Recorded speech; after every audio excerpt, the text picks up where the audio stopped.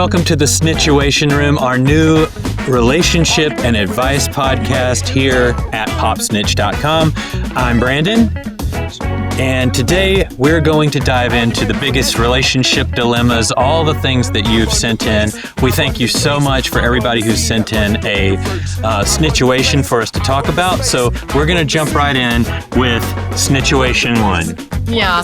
So we tried to group a bunch of these into categories, and the first episode is focused mostly on like friendship dilemmas. Yes, correct. So just to let you know. So snitchuation number 1 is a doozy. Okay. My boyfriend and I thought we were being cute and helpful by setting up our friends on a blind date. My friend, we'll call her Emma, and his friend Jake both seem perfect for each other on paper. They're single. They like the same shows, the same food, the same places to hang out. We were convinced they were about to have a modern love story. We did a double date, and from our side of the table, it looked fine. Maybe a little awkward at first, but normal first date vibes. We said goodnight, went home, and then the debrief began. My boyfriend's friend, Jake, was ecstatic. He said he had an amazing time, thinks she's gorgeous, could really see this going somewhere. My friend, Emma, in a word, was offended. Like offended like she was just at the mere thought. The word just says offended. Okay. She basically said she felt like I didn't know her at all if I thought he was so high. Not just looks, but energy, ambition, all of it. She said she felt like she had just been set up with the first available man, and it low-key hurt her feelings. Wow. So... I tried to smooth it over and told her I genuinely thought they would click. She is cordial, but clearly not interested. Here's the problem. The guys work together and see each other all the time. Jake keeps telling my boyfriend how into her he is and how excited he is to see her again. My boyfriend, bless his clueless heart, keeps adding all 4 of us into group text trying to set up more hangs, drinks, trivia, game nights. Emma, quote unquote, is politely dodging. I can feel her getting more annoyed. I'm cringing every time my phone buzzes. The vibes are off and everyone can feel it except apparently the men. Okay, so for context. Big surprise there. Yeah, the guys are coworkers and friends. They see each other every day. Emma and I have been friends since college, and she really matters to me. Oh, this is like making... Yeah, this is bad. Ill. Okay, so no one has actually been rude to anyone. It's just tense and mismatched. So she's just saying, like, how do I handle this? How do I move forward? Wow. That's the snitchuation. That's the snitchuation. So we'll move on now to our unlicensed analysis. Yeah. Absolutely. I mean, I think the main issue here comes in the fact that, you know, her friend is now like truly offended at the fact that she thought that this man was on her level. And my question is, did you really think this guy was on her level, or were you leaning more into the fact that was it her husband? Boyfriend who works with them was like, oh, this is a good guy? Or did you really not know? Right. And so I think there's part of that that's playing into this. So like, did she really know that he wasn't on and still set this up? Or did she just lean on the boyfriend's understanding of who this person was? Well, either way, like if your friend's offended, tell your boyfriend to cut it off. Yes. It's time to end this. Yeah, it's time to talk to your boyfriend and be like, hey, not interested. She does not want to hang out with him. This is not going to be a double date thing. It sounds to me like you and your boyfriend were low-key selfish and didn't actually think about, not like in a mean, selfish way, but like, oh, this will be fun. This is my friend. This is your friend. Let's hang out together. I didn't like really think through how it might feel to each other. It sounds like she was out of his league, given that he was ecstatic and she was offended. Like, those are really intense words to use for it. I also think that this person's friend, the fact that this is the reaction, that she really is offended, that she's voicing this offense, lets me know that I think the true offense is the fact that the friend didn't put in more effort to vetting. Yeah. And so that, I think, is more why she's upset, less about this guy, but more of like, we don't know the history with this friend. So is this someone who's struggled in relationships? Is this a person who's not into casual dating? Is this like, and to her, this said more about her than it said about this guy. Well, we also know that like there are so many more good women out there than good men. Oh. It's why our friends like right now we're 39 and 40. And so our friends who are getting divorced, we're like in our first wave of divorces. Third or fourth wave. Well, I guess so. The women are, it's really interesting because the men are coming out and they're like, wow, there are all these really hot, kooky, rich, like successful women who are interested in me. Just like a normal, nice man who knows how to commit to something. And then the women are like, I feel freedom for the first time in my life, but I literally never want to be around a man forever and ever. Well, and I think we're unlocking something there too, because none of the men that I talk to are getting what they want out of this dating relationship situation either. Because I think that there's a desire, I think wrongfully so, that men are wanting someone to be a mother, not only to them, but like to their unborn, unnamed children. But it's like they're looking for that spirit. But these women are high class, just left a relationship that was like that, where they fell into these traditional gender roles and they're like, this is not for me. So who's out there are the men who were not eligible enough to find that person necessarily. And then the women who are now out of those relationships. Yeah. And it's such a mismatch. It's a mismatch. And I'm not saying that's everyone, but this is a lot of what I hear. Yeah. Because you have men who haven't been able to find someone because they're not measuring up. Yeah. And then you have the women who've measured up and tried it the way that everyone told them that this is how you do it. And they did that and that didn't work for them. Yeah. And so I think there's a lot of crossing going there with two types that don't match. Yeah, like, what is that? Why can men not get it together or like read a room? Yeah. Like, how do you sit at a table with someone and a woman leave telling her friend she's offended and you leave being like, let's be in a group chat? You know what? Yeah. Let me get that tag. Let me try again. Yeah. Like, no, it's over. I guess like that for me is what's crazy, to not be able to catch a vibe. Well, that's the reading of it. The reading of it is like, how does this guy not know that this is the vibe? And how is he not reading that? Because she's not responding in these texts or anything, right? Well, she didn't say that. She didn't say, She just said like what to do. Step 1, tell your dumbass boyfriend to talk to his friend, to catch his friend and be like, get off your phone. It is on him. And I would say that this would be the same with me. If like I had introduced a friend of yours to someone and they're like, no, it's not your responsibility to clean this up for the guy. The woman's done. She's out of this. Her job is to apologize to her friend. Yes. And say like, listen, I should have vetted him properly. This was not a reflection of you. Yes. Many apologies. Yes. Mea culpa. Tell me more. Like, if you want to be set up, tell me more. Let me jot down some notes about what you're looking for. Oh yeah, that's definitely part of it. But she needs to go to her boyfriend, say like, get this man out of her DMs, out of her texts. It's not happening. Like, let it go. Let the dream die. We're not here for it.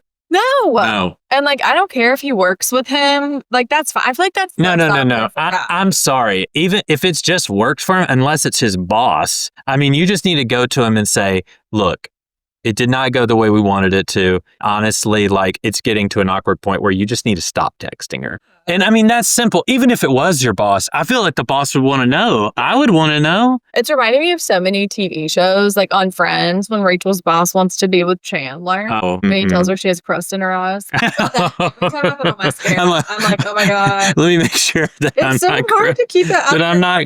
And then some people just have like a crust problem. Like our dog Doug has an eye crust issue. He does. It's a real problem. So it goes deep in our family. Yes, I have. Yeah. So it's your boyfriend's issue. It's not your issue. So I guess that brings us out. All right.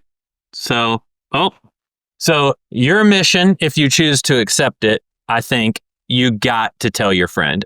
Actually, you got to tell your boyfriend that this is his problem. Yeah, this is no longer your problem. This is not your problem. You need to apologize to your friend. This is your boyfriend's mission. Yes, and it may be a self-destruct. Yeah, maybe you push the button. Yeah, but the truth of the matter is that your only mission in this is to repair with the friend. to say this was not a reflection on you. This was totally bad. Like, throw your boyfriend under the bus fully. Be like, he did not tell me. I did not know. I'm sorry I didn't vent. Just throw yourself down in front of the bus. Also, like, send us more information. What was horrific about this man? Like, what happened? Or what did she think was horrific about it? Yeah, like, what was so bad about it? What was, like, the big mismatch between, like, what you thought would be good? And did you agree with her? Like, was the dinner so horrific that you would have left feeling the same way? Because it kind of sounds like that on my end. Okay, let's go to the second one. Great. So your mission, repair with the friend. Yeah. All right. Well, maybe don't do it with your toe. Yeah. Well, I just went through like 3. All right. So snitchuation number 2. Numero dos. All right. This is from an anonymous person as well. But I know this is a good one. My best friend and I were inseparable for 7 years. We even called each other Platonic Soulmates. She was a huge part of my life and really helped shape who I am. During the pandemic, she decided to move to Europe for grad school and needed $2,000 in her account for her visa. I loaned it to her without hesitation, and she promised her mom would pay me back quickly. That never happened. Before she moved, I joined her family on a trip where her mom suddenly turned on me, acting jealous, shutting herself in her room, even accusing me of owing them money, despite the fact that they still owed me $2,000. It was bizarre, but my friend brushed it off as, this is just how my mom is. After she moved to Europe, things changed. She stopped responding to messages, sometimes for weeks and months, and it felt like I was the only one keeping the friendship alive. Meanwhile, she'd post about another friend back in New York saying distance didn't affect that friendship.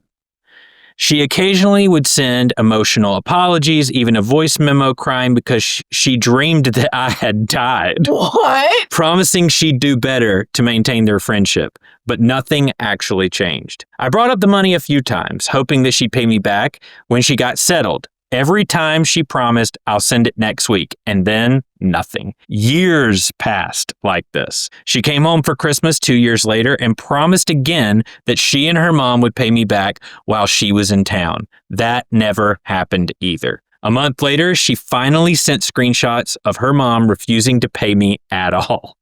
Eventually, I realized if I didn't reach out, we didn't talk at all. When I stopped initiating, the friendship basically evaporated. She ghosted me completely. The money isn't why I stopped. If she had told me she couldn't pay, I honestly would have let it go. But the situation made something very clear. Our friendship only worked when it was convenient for her. I was putting in all the effort accepting crumbs while she built a new life and left me behind. I still miss her. I dream about her. Sometimes I want to reach out, but it's been a year and a half and no effort from her. If she hasn't had an impulse to check in by now, I have to accept what that means. And yeah, I'm angry. How do I throw away a friendship like that? Or how do you throw away a friendship like that? There is no signs that she didn't want to be in my life anymore. It just faded. And I'm left wondering whether she valued it the way that I did. Yeah, I mean, friendships are really hard because sometimes it's like a season, sometimes it's a lifetime, sometimes you pick up where you left off and you haven't spoken in years. So there are all kinds of different types of friendships.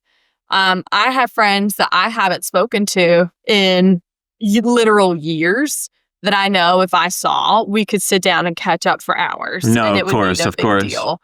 Now, we do not have a financial entanglement. No, I mean, that really does complicate it. That complicates it. But I think in terms of like a relationship, the fact that she hasn't reached out doesn't necessarily mean that she never valued the relationship. No, I completely agree with that. I would say that more so than not, she is embarrassed. Yeah. And this embarrassed her. She doesn't have the money or doesn't want to give the money or whatever that is. And that embarrassment of how this has been handled because her mother was involved, because of all this stuff. It's got to be like a shame. There's a shame component to it completely. The truth of the matter is that if you called her up and basically laid this out for her, it would give her the opportunity to say, I I'm wrong. This is why this happened, and you probably could repair the relationship. I don't think it'll ever be the same, but you could get this person back in your life if you felt that was necessary. I know you kind of did that once,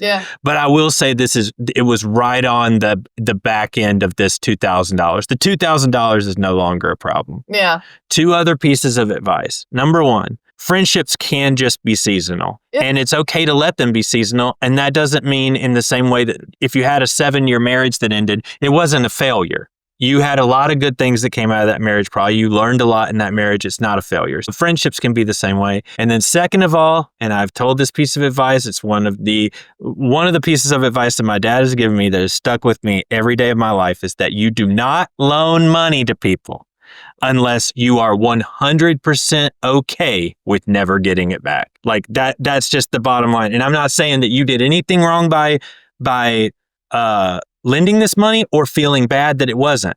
But the advice that I've been given and I live by to protect myself from this kind of thing is that I do not lend money that I would not be 100% okay with never seeing again. Yep.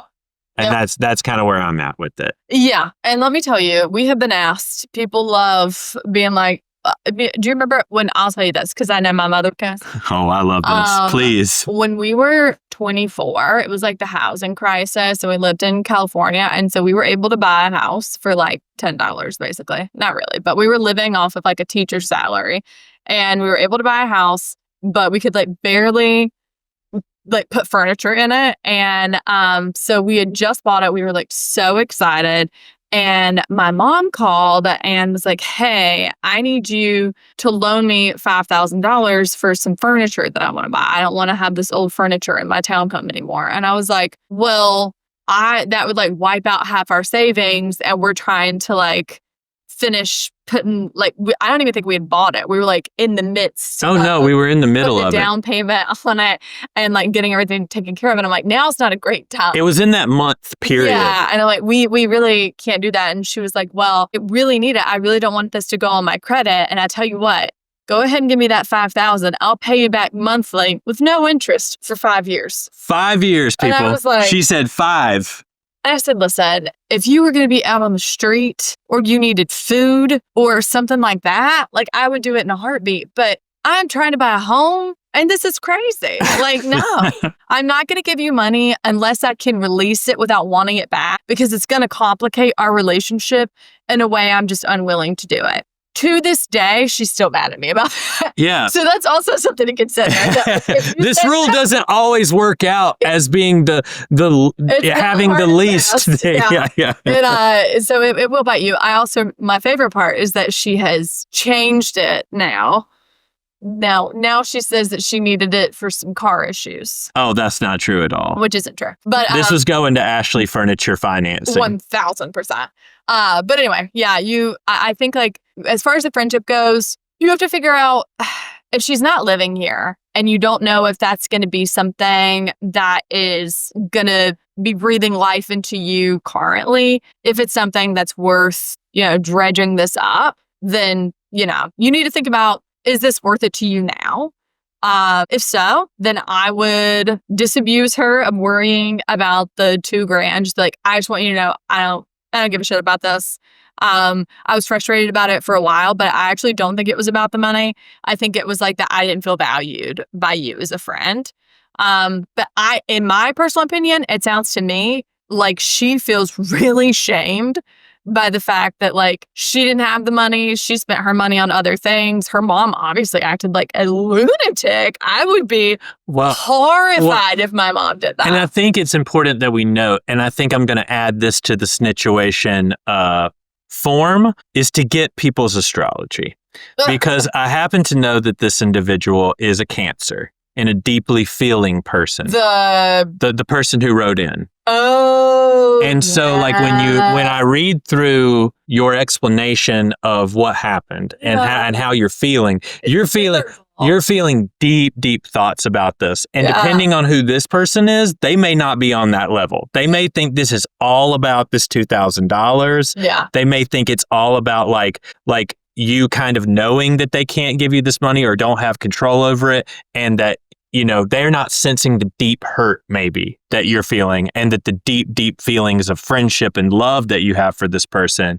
And it is a platonic friendship. So they may not be the kind of person who feels those friendships as deeply as you do. Well, it sounds like, she said that they were like soulmates, that they were together like besties for 7 years. Mm-hmm. And so I think they called each other. I just looked back at it. They called themselves platonic. So maybe that. So things happening. You got someone starting fresh elsewhere Mm-hmm. during the pandemic where all of us felt very stilted. So that's already like sort of this dichotomy. You're giving them money to start fresh. Yes. So I can understand. So like already feeling devalued, already feeling like this divide. And then the mother is like a weird wild card in all of this. Literally, yikes. I don't like that part of it is so bizarre. And like having to ask, like, I know these people have to be like in their 30s now. Oh yeah, at least. And I'm like, if I called my mom and asked her for money, she would be like, I'm sorry, did you have an aneurysm? I don't give you money. Yeah. If I'd asked my mom for money in my 20s, she would be like, no. Well, and I will say, the mother never promised $2,000. The friend was the person who said, my mom will pay you back. Yeah. And then the mom was like, actually, you owe me money, which is crazy. Well, because they had invited her on this trip. But if you invite someone on a trip as an adult and you have a child, if you invite another person on a trip, I don't feel like they owe you money. No, that's what I'm saying. But the mom, we don't know this friend and this how mom sounds bonkers. And that's another thing. Like, did the mom have all the information, or does she think that a person who's come on a trip that she has invited you on and paid for? Yeah. And is she thinking that this person is now asking for $2,000? Yeah. So I don't understand the mom's role in all of it. She sounds literally insane.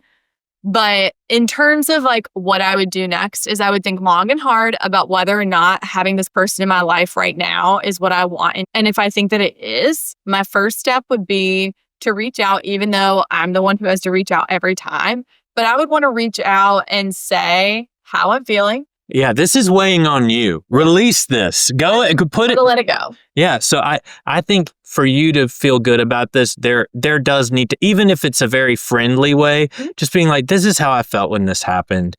And I know that it may just be water under the bridge now, but in order for me to move on, like I need to say that this hurt me and that I really enjoy our friendship and would like to have it a part of my life, if that's how you feel. Well, I would say a couple of things. I would say like, 1, I miss you. 2, I feel like our friendship has been really weird since this debacle. 3, I do not care about this money. I would like for us to start over. Mm-hmm. And in order to do so, I think it's important for you to know that I feel like every time we try to start over, I feel like it's incumbent on me to reach out to you. And so for us to have that relationship, I would love to see reciprocity. Yeah. And then if she's unable to do that, you have your answer. 100%. All right. So, Snitchuation 3. Okay. Situation 3. Okay. My friend is in a friends with benefits with this guy who has treated her pretty badly. Ugh.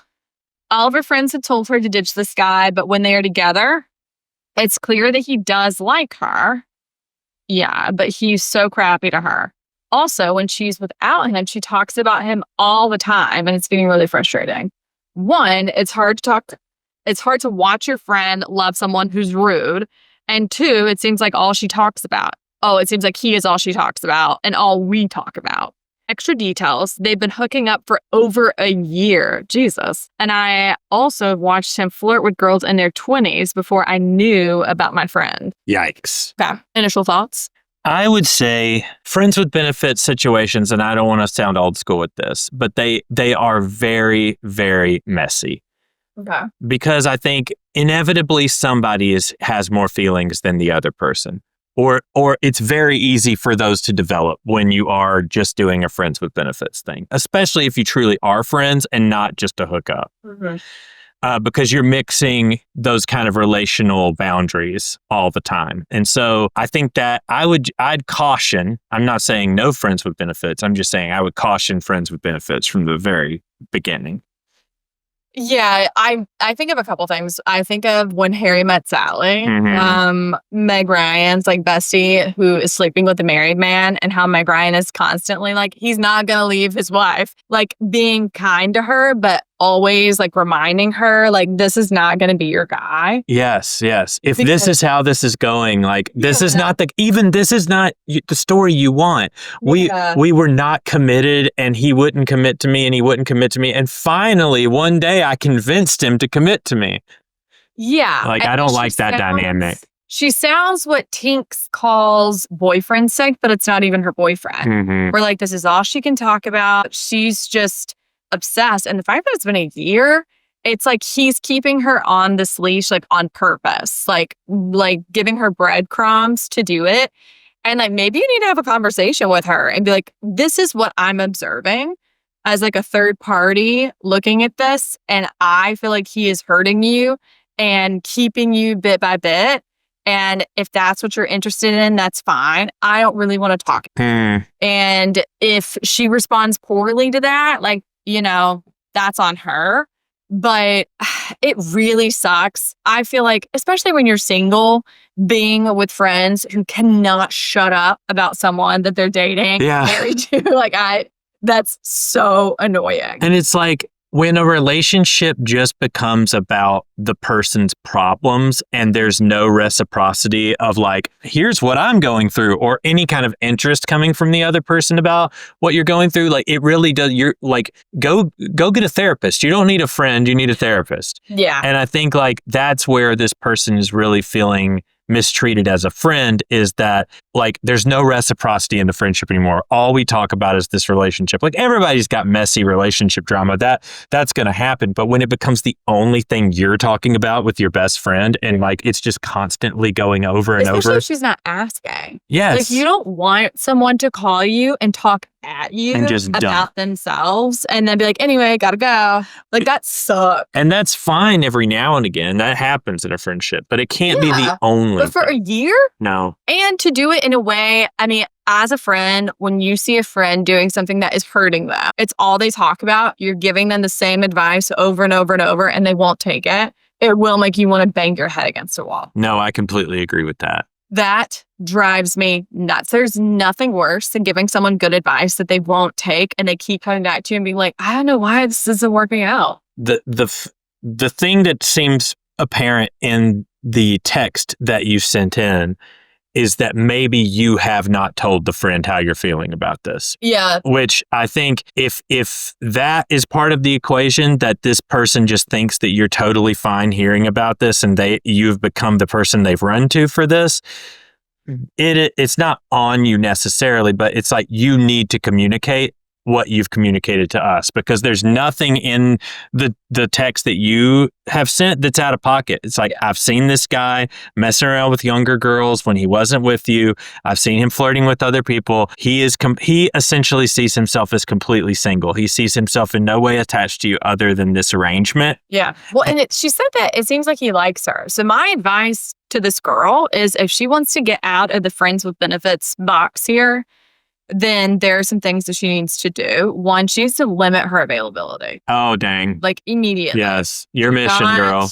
Do not respond to his texts for a while. Do not be available, like for a month. Just be hard to get a hold of. Yeah. Respond every now and then, but be a little hard to get a hold of. And then in your brain all the time, think if he wanted to, he would. If he wanted to, he would. Not wrong. Because that is true. And I think assuming that a guy's like too shy or just like scared, or all these weird excuses that we make up for men not doing the basic things that need to be done to have a relationship. If he wanted to, he would. Like, that's true.